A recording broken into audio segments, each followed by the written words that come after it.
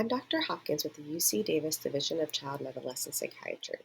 Today I'm going to be talking to you about selective serotonin reuptake inhibitors and the FDA black box warning. First, let's talk about what happened. In October 2004, the FDA announced a black box warning associated with the use of antidepressants in patients under the age of 18 as a caution to both patients and prescribers about the hazard of prescribing antidepressants in youth. This warning applied to the entire class of SSRIs. They made this warning based off of a meta-analysis of 24 randomized controlled trials that looked at youth on antidepressants for a variety of pediatric psychiatric conditions, including depression and anxiety disorders. These studies looked at SSRIs as well as non-SSRI antidepressant medications. And they found that there was an increased risk of suicidal thinking and behavior among patients receiving the active drug at 4% compared to 2% in patients who were receiving placebo.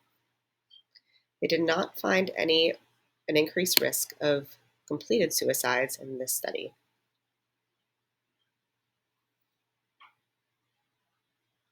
After the warning was issued, there was a follow-up study that was completed in 2007. This was also a meta-analysis, this time looking at 27 randomized controlled trials of the treatment of depression as well as anxiety disorders in youth who were prescribed antidepressants, including, again, SSRIs as well as non-SSRI antidepressants. They found that the rate of suicidality in the active drug group was 3% compared to 2% for those receiving placebo, and this was not statistically significant. The calculated risk difference resulted in a number needed to harm of 112 and a number needed to treat of 10. There have never been any completed suicides reported during the clinical trial of any antidepressant used in the treatment of pediatric depression. So let's talk about what happened after the black box warning was issued.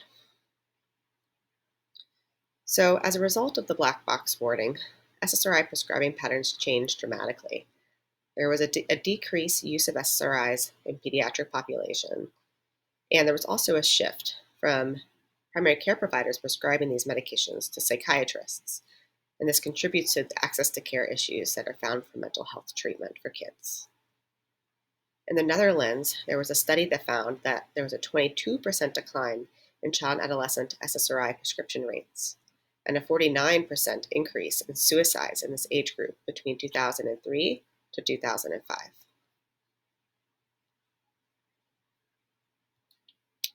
So now let's think about how to apply this information clinically.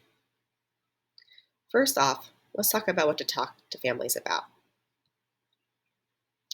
It's important to let families know that there is an FDA black box warning for SSRIs in youth. It's also important to mention that this warning was issued after a study that found that there was increased suicidal thinking and behavior in youth on SSRIs, but not completed suicides. It's also helpful to mention that this data was not replicated in a follow-up study.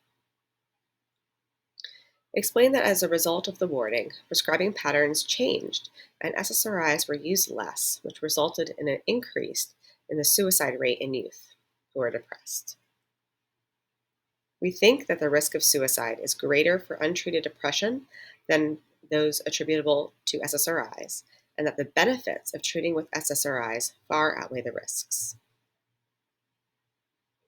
That being said, it's extremely important to always monitor for suicidality and to tell both the parent and the child to check in with each other about this, and the crisis planning should be done as appropriate.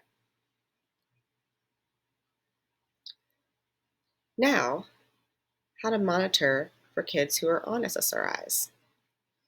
So it's important to remember that the greatest risk for suicidality occurs with medication initiation and dose changes, and so make sure to pay extra attention during these times. Frequent monitoring for suicidality has been found to reduce the risk of suicide, and actually weekly check-ins after starting the medication or increasing a dose is indicated. Don't be afraid to ask about suicidality. It's really important to do so. Thank you very much for listening.